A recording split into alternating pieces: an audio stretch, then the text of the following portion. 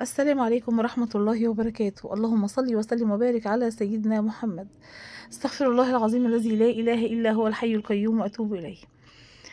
استغفر الله العظيم من كل ذنب عظيم. رب اغفر لي ولوالدي والمؤمنين والمؤمنات الأحياء منهم والأموات. أنا عايزة أتكلم معاكم عن الاستغفار. الاستغفار اللي جه في طريقي صدفة، وكانت أجمل صدفة في حياتي. أجمل صدفة في حياتي وصلتني لطريق فعلا فيه قمة السعادة. آمم، أنا عايزاكم تسمعوا أنا بدأت من إمتى، وبدأت إزاي. أنا ما كنتش أعرف، يعني أنا كنت عارفة من زمان إن إحنا دايمًا، يعني دايمًا كنت أسمع إن دايمًا يعني إن إحنا لازم نستغفر في اليوم 70 مرة، نستغفر في اليوم 100 مرة، زي ما وصّانا الرسول صلى الله عليه وسلم. بس طبعًا ما كنتش أنا بالنسبة لي ملتزمة أوي في الاستغفار. يعني لو استغفرت مرّة كل فين وفين ما كانش في دماغي أوي، أو ما كنتش بابقى مركّزة أوي إن أنا أستغفر.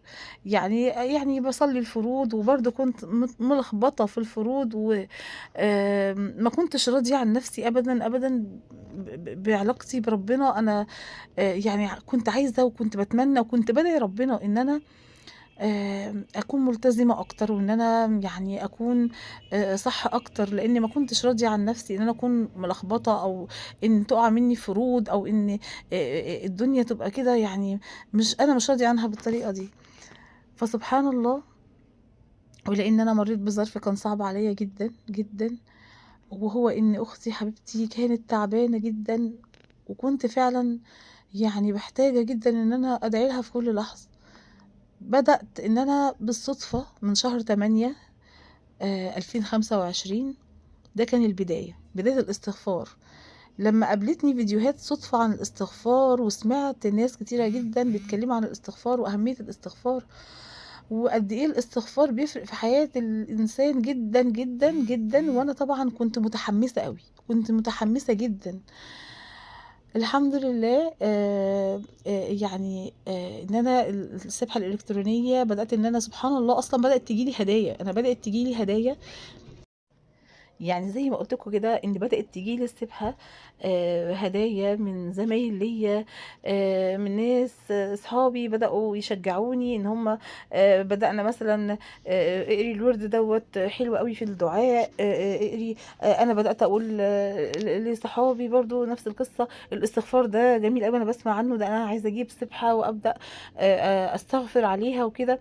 فبدأت تيجي لي السبحة دي هدية فعلًا، وبدأت إن أنا أستخدمها. ربنا يجازي اللي جابتها لي كل خير، وكل اللي جابوا لي بعد كده بقى سبح كتير أوي سبحان الله. يعني كنت كأن بجد كان تشجيع ليّا أوي إن أنا كبداية، وفعلًا بدأت إن أنا أستغفر. وكان الأول كان بأعداد، يعني مثلًا أستغفر ب2000 في اليوم، 3، 4، 5، كان آخري أوي، أوي إن أنا أوصل ل6000 و7000 في اليوم. ما كنتش أبدًا باعرف أجيب أكتر من كده. بعد كده بدأت أدعي ربنا، يا رب نفسي أوي أوصل. يعني في ناس كتير ما شاء الله بيوصلوا ل17.000 في اليوم، وطبعًا يعني و30.000. والله العظيم لمّا دعيت لربنا أنا وصلت ل17.000 في نفس اليوم، وبعد كده وصلت ل30.000 في نفس اليوم. أنا فعلًا كنت حاسة بسعادة، يعني حاسة بسعادة. الاستغفار ده شيء جميل أوي.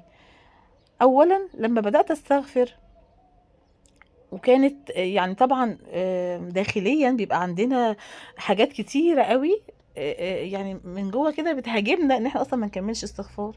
هتلاقي في تعطيلات جامدة جدًا، جدًا، جدًا علشان ما تكمّليش استغفار.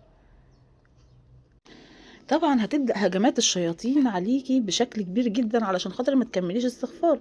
ما هو الشيطان مش عايز كده، هو الشيطان عايزِك كده تبقي دايمًا أنتِ غلط وملخبطة في الصلاة، بل كمان ما بتصلّيش أصلًا، إنِّك ما تستغفريش، ما تصلّيش على الرسول عليه الصلاة والسلام. مش عايزِك تعملي أي حاجة من الحاجات دي كلّها. فطبعًا هتكون في هجمات جامدة جدًا للشياطين. طبعًا إصرارِك وحماسِك، وإنِّك أنتِ فعلًا جواكِ حماس إنِّك عايزة تكمّلي، هو ده اللي هيقضي خالص، خالص الدنيا هتتحوّل تمامًا. الوقت مش هياخد معاكِ كتير في قصة هجمات الشياطين. مع الوقت الهجمات دي هتقل، هتقل، هتقل لحد ما هتحسّي بالسكينة والهدوء، وفي تغيير كبير جدًا، جدًا جواكِ. في حاجة غريبة، في حاجة شعور من السعادة، من الهدوء، من السكينة، من تقبل أي وضع بمنتهى الهدوء. هتحسي فيه هدوء كبير بقى جواكي، سكينة فعلا، سعادة زي ما بقولك. آم، إحساس كده وشعور أنت هتحبيه. هتبدأي تحسي إنك أنت بدأتي تصلي أكتر، بتقبلي على الصلاة، بقيتي انت تقبلي على الصلاة اكتر، عايزة تستمتعي وانت بتصلي، انت بتحسي بالسعادة وانت اثناء ما بتقضي الفروض، غير ما كان الاول كنت ممكن احس ان الصلاة يعني استغفر الله العظيم يا رب، يعني حاسة كأنه يعني واجب كده لازم هعمله، وحاسة فيه تقل شوية ان انا اقوم اتوضى واصلي، فيه تقل في الصلاة. لكن لا، لا، بعد الاستغفار. وكمان لما هكلمكم تاني عن إضافة بقى سورة البقرة، بعد ما قعدت استغفر وكنت بقرأ سورة البقرة يوميا لفترة، الدنيا هتتغير جدا. هتحسي بسعادة مالية قلبك، هدوء وسكينة. هتحسي أولا بعد الاستغفار ما تبقي انتي بتقوليه بقى كده بأعداد وبقى كل يوم. وطبعا الاستغفار مش مرة ولا مرتين يعني مش يوم ولا يومين الاستغفار ده منهج حياة هنمشي عليه طول حياتنا، هنمشي عليه طول حياتنا، مفيش فيه كلام. مش هينفع نستغفر النهارده وبكره ما نستغفرش، هنستغفر يومين وكمان يومين لا، لا، هو كل يوم لحد ما يعني تنتهي حياتنا من على الدنيا. الاستغفار منهج حياة، هو كده شيء دائم، ما ينفعش نوقفه يوم. خلاص انت نفسك هتبقي ارتبطتي بيه، انت هتحسي انك انت مرتبطه بالاستغفار، مش قادره تسيبي السبحه بتاعتك. انت لو نزلتي من البيت ونسيتي السبحه هتطلعي جري تاخديها، انت اصلا مش هتقدري تنسيها، لانك هتحسي بالسعاده اثناء الاستغفار.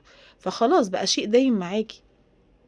طالما قدرتي على الشياطين اللي كانوا يعني جوه وكانوا مستحوذين على تفكيرنا او على قلوبنا او على يعني ان هم اللي كانوا الاقوى واحنا الاضعف، لا، انت في اللحظه دي تحسي انك انت الاقوى وهم الاضعف، انت خلاص قضيتي عليهم، خلاص. فبقى عندك احساس انك انت عايزه تزودي اكتر، يعني عايزه تاني اكتر، انا عايزه اصلي، صليت الفروض، عايزه اصلي السنن، عايزه اصلي صلاه الضحى، عايزه اصلي، عايزه ازود في الاستغفار اكتر، عايزه كمان اضيف مع الاستغفار الصلاه على الرسول، اضيفها بكذا الف في اليوم مع الاستغفار. انا عايزه اضيف كمان لا حول ولا قوه الا بالله، لا، انا عايزه اضيف كمان الصالحات الباقيات، سبحان الله والحمد لله ولا اله الا الله والله اكبر ولا حول ولا قوه الا بالله. هتلاقي نفسك بتضيفي، انت عايزه تضيفي وتضيفي وتضيفي، عايزه يعني تعوضي حاجات كتيره انت كنت مفتقداها. هتقولي ايه حلاوه الايمان دي، ايه الجمال اللي احنا حاسينه ده، ازاي انا ما كنتش مواظبه على كده، ازاي انا ما كنتش بستمتع بحلاوه الايمان دي. هتحسي ان كمان لما تعدي عليكي اي ازمه كبيره ان ربنا بيقويكي. انا مريت بازمه صعبه، مريت بوفاه اختي، دي كانت حاجه تقتلني. انا لو ما كنتش ربنا وفقني وخلاني اقرب منه وان انا التزم وان انا اكون متمسكه كده بكل حاجه مع ربنا، انا كنت زماني اتدمرت. لو كنت قابلت وفاه اختي بضعف الايمان اللي انا كنت فيه قبل ما التزم، انا كنت انتهيت.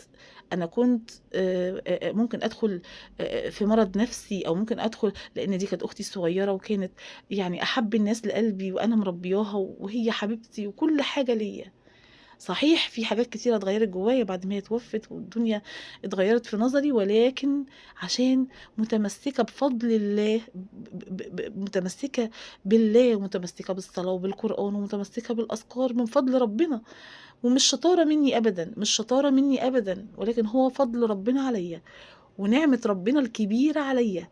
وده من الرزق اللي جالي، ده رزق، ده رزق كبير جدا. الرزق انك تحسي انك انت قربتي من ربنا وبتعملي كل الفروض، انك بتحاولي تقربي من ربنا وعايزه تعملي اكتر واكتر واكتر، عايزه ترضي ربنا اكتر واكتر واكتر.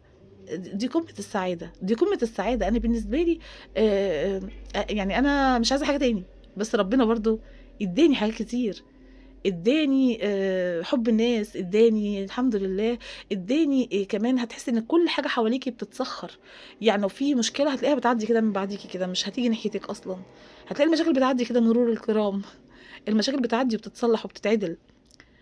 الدنيا يعني وكأن سبحان الله ربنا سخر لك حاجات في الدنيا انها تكون يعني تحل لك مشاكلك، تحسي ان الدنيا انك انت مش لوحدك. في حاجات كتيرة جدًا هتلاقيها بتتغيّر، في حاجات كتيرة هتحصل هتسعدِك جدًا، من بقى هداية أولاد، من هداية يعني حاجات كتيرة، أنتِ هتلجئي لربنا، أنتِ أصلًا هتلجئي لربنا، حتى وأنتِ يعني في مرة تانية هاتكلم معاكم عن موضوع هداية الأولاد، إن إحنا يعني من خلال القرآن، إحنا بنشوف ولادنا بيعملوا حاجات غريبة، من القرآن الكريم تقدري بأدعية وبآيات معيّنة تداومي عليها، ربنا هيغيّر حالهم. ربنا هيغيّر حالهم فعلًا، دي حقيقة.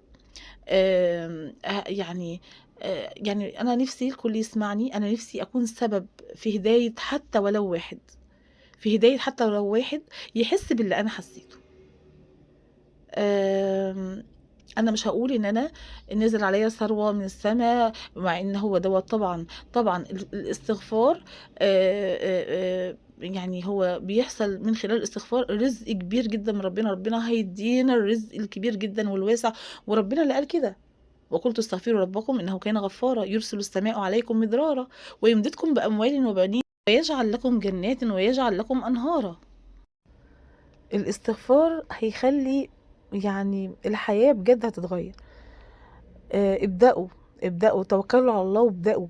الاستغفار يجعل من كل ضيق مخرجًا ومن كل هَم فرجًا. الاستغفار يعني بداية حياة جديدة هتحسّوها بنفسكم. استغفروا وابدأوا، هتبقى دي بداية الخطوة الصحيحة للطريق إلى الله، اللي هو الطريق إلى السعادة. ابدأوا وربنا يقويكم ويوفقكم. ابدأوا بحماس، لأن الحماس ده هيبقى جواكم أول ما هتستغفروا تزودوا من الاستغفار، الحماس هيبقى جواكم لحاجات تانية أكتر وأكتر. هتلاقوا نفسكم بإذن الله بتقربوا من ربنا أكتر وأكتر، بتعملوا كل حاجة صح. هتلاقوا نفسكم بتخافوا تعملوا حاجة تزعل ربنا سبحانه وتعالى. آم، إن شاء الله هاكلمكم تاني في حاجات كتيرة أوي من تفاصيل الاستغفار، بس ابدأوا ويا رب إن شاء الله أكون سبب بس في تغيير حياة حتى ولو شخص واحد زي ما أنا ذكرت قبل كده، وإن شاء الله نكون سبب لبعض زي ما كان في ناس سبب ليّا إن أنا أسمعهم وإن أنا أبدأ وإن أنا أحس بالتغيير وأحس بحلاوة الإيمان اللي أنا حاساها دلوقتي، والحمد والشكر لله. الحمد لله رب العالمين على كل حال. وما توفيقي إلا بالله، وما فيش حاجة بنعملها خير إلا بتوفيق ربنا لينا. إن شاء الله أشوفكم على خير، وإن شاء الله أشوفكم وألاقي كومنتات إن في ناس بدأت تستغفر وبدأت تحس بيعني إيه استغفار وبجمال الاستغفار. والسلام عليكم ورحمة الله وبركاته.